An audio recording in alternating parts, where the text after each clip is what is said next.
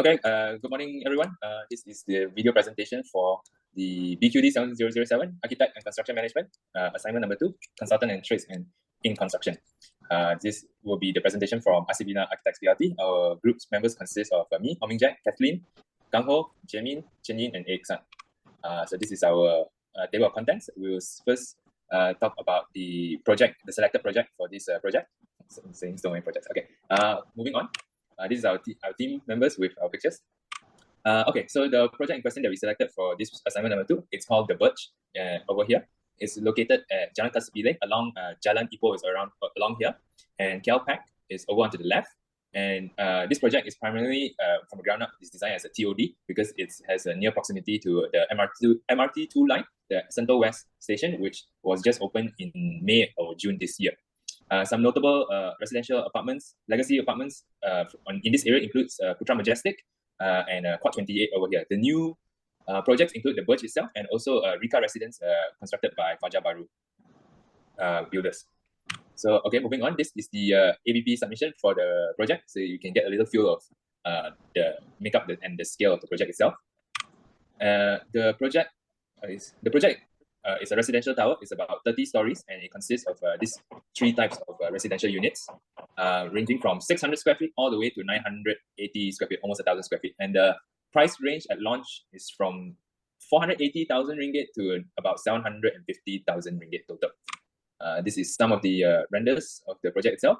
On the top left here, it's the drop-off area, and here is the main lobby. It also includes a sky gym also, as you can see on the top right. So moving on.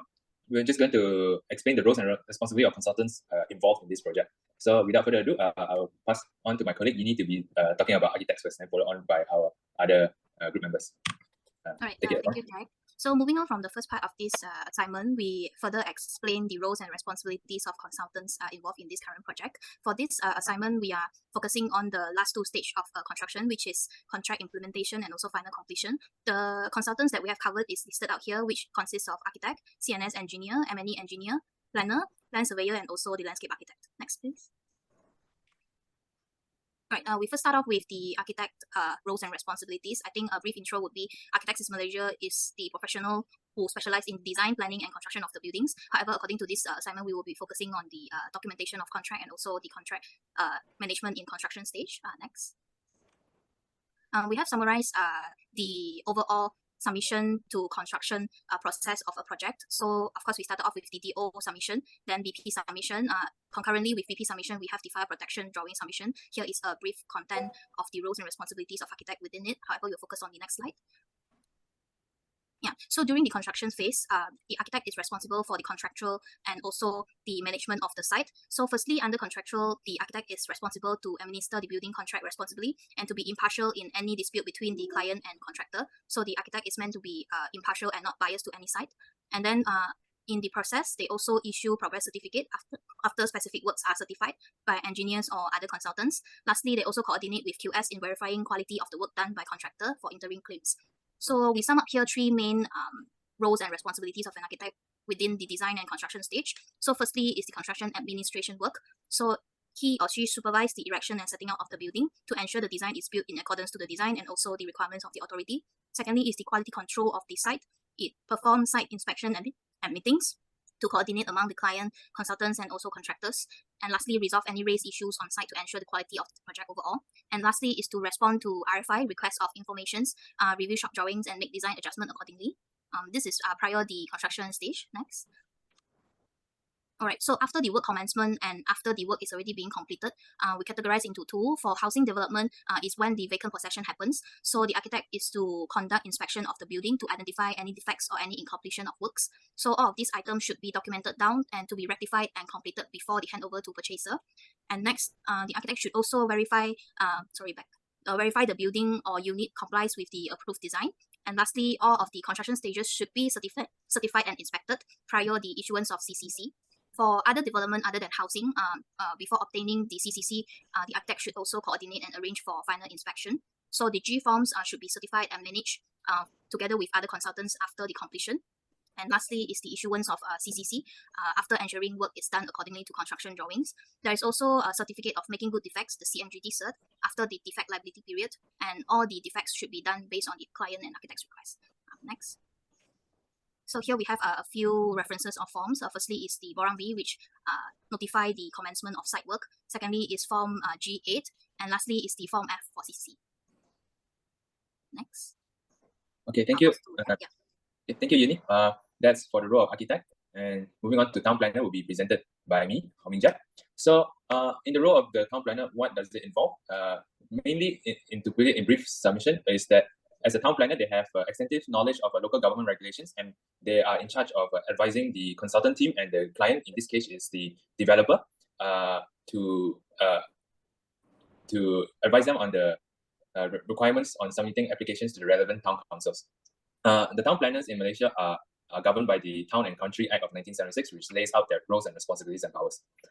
The following over here we have is the job scope of a town planner and what role do they have inside project development. But for this case, in the accessibility, their number one role is about to prepare the master plans and land alienations of acquisition purposes, because it's especially important because this particular project interface a main road and also requires acquiring several bungalow properties that existed on the land before this development began.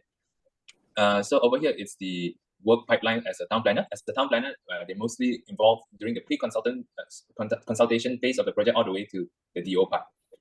So as you can see in the pipeline over here, this is an example in the town council SPS, how in OSC how a town planner would navigate the OSC department. So you can see over here lah. Yeah. So moving on, I'd like to hand it over to the land surveyor Kathleen to discuss about the role. So moving on to the land surveyor, they are the professionals who specialize in determining the precise location, configuration, and dimension. Hello, Kathleen. Hello. Yeah, yes. Continue.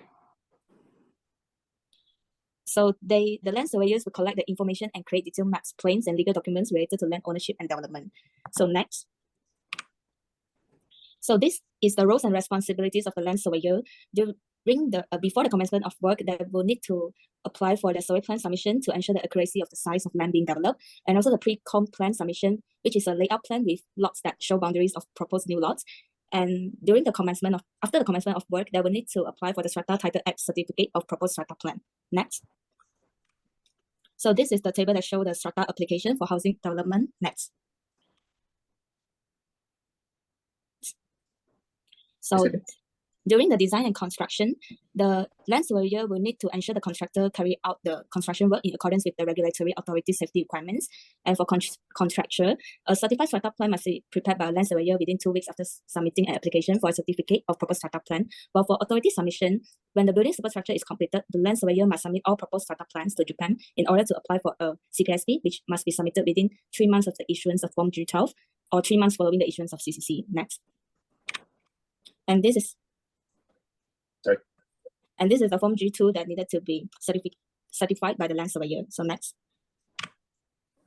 Moving on, next colleague, Kang Hao, we will be talking about civil and structural engineer. So for CNS engineer, they play a crucial role in creation and upkeep of the nation infrastructure. For example, building bridges, highways, and dams are just a few of the construction they are in charge. They are also in charge in designing and constructing. Next. So below form is showing the role and responsibility of CNS engineer according to form of contract of engineering by showing the preliminary stage, design stage, tender stage, construction stage, and also development stage. Now we are focusing on the construction stage, whereby the CNS engineer will require to review the contractor's method statement, construction plans, and also conduct periodic site inspection, respond to RFI, provide technical advice and explanation, verify the design whether it's being followed, and make the stability structural assessment. And during the site work, monitor any problems that might exist with the design and also the operation and change order to be reviewed. And during the developability period stage, where the CNS engineer will require to examine and approve the civil and structural work completion, conduct final examination, and ensure all the health, safety, and environmental regulations are followed, and also create documentation. And during the developability, provide the technical support and deal with any post-construction problems. So when necessary, they also require to conduct the structural and safety audits. So there is a difference between a civil engineer and structural engineer, whereby the civil engineer will specialize in infrastructure elements, however, the structural engineers will specialize in structural elements. Next. So below table is showing the role and responsibility of CNS engineer in terms of authority submission requirement. So before the work commencement, there is few submission that required to submit by engineers. For example, the earthwork plan to engineer department, water reticulation to the water supply company such as SI Selangor, sewerage plan to IWK, root and drainage plan to JKR, erosion and sediment control plan to the DID, and reinforced concrete plan to the respective engineer department. So during the contract documentation and during the final completion, the CNS engineer will require to submit G form in order to obtain the certificate of completion and compliance. So CNS engineer will be the professional submission person for the below forms, which is G1 earthwork, G3 foundation, G4 structural, G13 external water supply system, G14 sewerage reticulation, G15 sewerage treatment plan, G17 root and drainage, G19 street lighting external. Next. So this will be the sample of G form. Next. Next. G form. Next. Yes. So Okay, now so I that- want to Jing. Okay, thank you. Yeah, Kang Hao? so Continue, Jimmy. Sorry. okay, sorry. So I will start for the introduction for M&E engineer. So M&E engineer, their main responsibility is to ensure the safety of building on essential services, and they play a crucial role in designing and integrating mechanical and electrical system into the building infrastructure. Besides that, M&E engineer responsible in building construction in regards with the local authority is to ensure the design of mechanical and electrical system complies with the regulatory requirements, and also obtaining necessary approvals and prepare accurate and comprehensive design documentation for review and approval. Next. During construction stages, there will be three main stages, which is design development, contract documentation and implementation, and final is completion. So before the commencement of work, there will be three main submission need to be done by M&E engineer, which is TMB submission to TMB department, and street lighting submission to JKR, and SKM submission to SKMM. Yeah. And during the construction stages, after the completion of work, inspection needed to be done and the G forms needed to be submitted before obtaining CCC. So there will be few G forms need to be submitted, which is G5 to G7, G9 to G11, G16, G18, and G20. Yeah, next. So in summary, the role and responsibility of M&E engineer during design and construction stage, including organizing building and M&E drawings, and ensuring coordination between consultants and clients, and also contractors, execution of site work for all M&E tasks, and generating necessary reports, coordinating M&E subcons, and also ensuring the delivery of work. And during contractual stage, M&E need to perform contract administration and managing the execution of the contractor's work. And during authority submission, M&E need to submit the necessary documents to the technical department, and also coordinate the final inspection and facilitate the process of obtaining the CCC form, which is certificate of completion and compliance. Next. And these are the reference for the few G forms that M&E need to submit it to the departments before obtaining CCC. Next. Next. Next. Okay. Thank you, Jimmy. Thanks. Moving on, we will go with landscape architect. Okay, hi, I'm Ekhsan, landscape architect. So what is the job scope for landscape architect is responsible to creating a natural and built environment that are aesthetically pleasing as well as practical. Besides, landscape architect or planner responsible for the master planning for new development, landscape evaluation and assessment. Second specialization would be landscape archaeology or law into the landscape design process. And then landscape architect and designers provide advice, plan, design and supervise the creation, regeneration and development of exterior land areas such as garden and recreational space, as well as residential. Also with the rooftop garden, also involved with the landscape architect. So any changes or instruction that happen during the construction must be liaised well with the involved parties, or to avoid any disputes, and to give special instruction and advice on the critical aspects of the design for the landscape architect work. Okay, next. During the construction, landscape architect, it is necessary for landscape architect to oversee the implementation of the construction contract to ensure that the completed work aligns with the approved agreement. Landscape architect must comply with all regulation set by local authorities. In the event of any changes, there must be effective communication between the mechanical and electrical engineering, whichever involved party that is crucial to prevent potential disputes.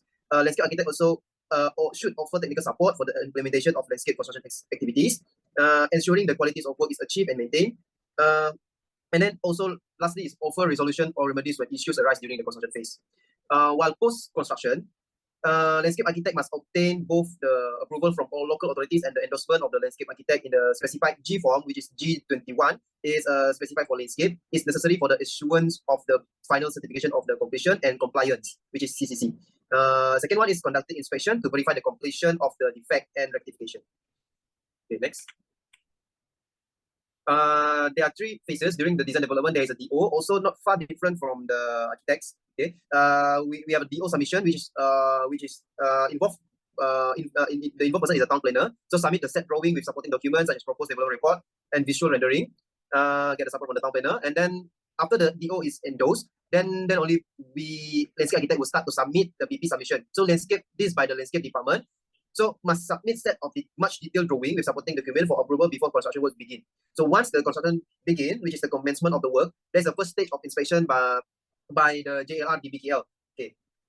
And then the second inspection, also there's an involvement by the JLR DBKL, which specifies more on the plant, playground, and landscaping. After that, there's a final amendment, issue the final landscape plan to the architect. Any amendment involved must amend it and then send it to architect.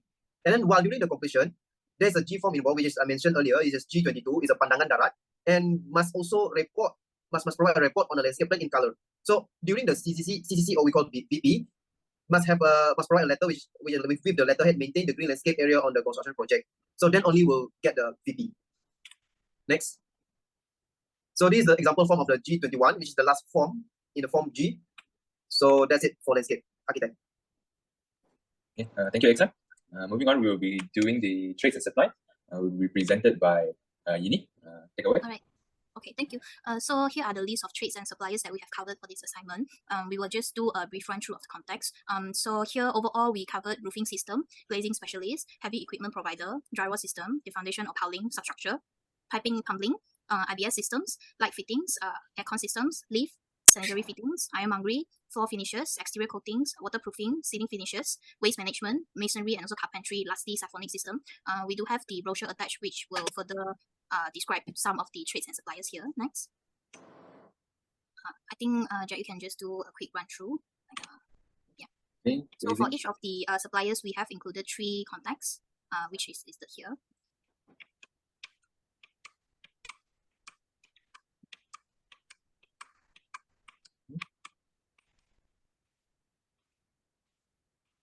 So in relation to this assignment and the selected projects, we have extracted 3 of the trades, which will be explained further together with examples, case studies, and also the real-life brochures of the suppliers.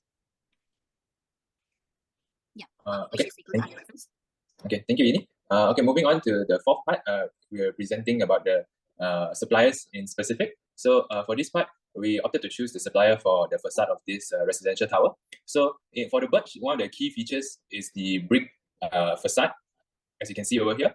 During the course of the project, the architect and the developer, which is SCP, actually, if it wasn't mentioned earlier, we explored the possibility of using full bricks, but upon consultation with the main contractor, which is TYKB engineers, they suggested that we use veneer bricks instead. And so after a few rounds of interviewing the suppliers, we ended up choosing cast stone, and they provide this series of veneer bricks. And the specific item code for this project is the BK3101 series.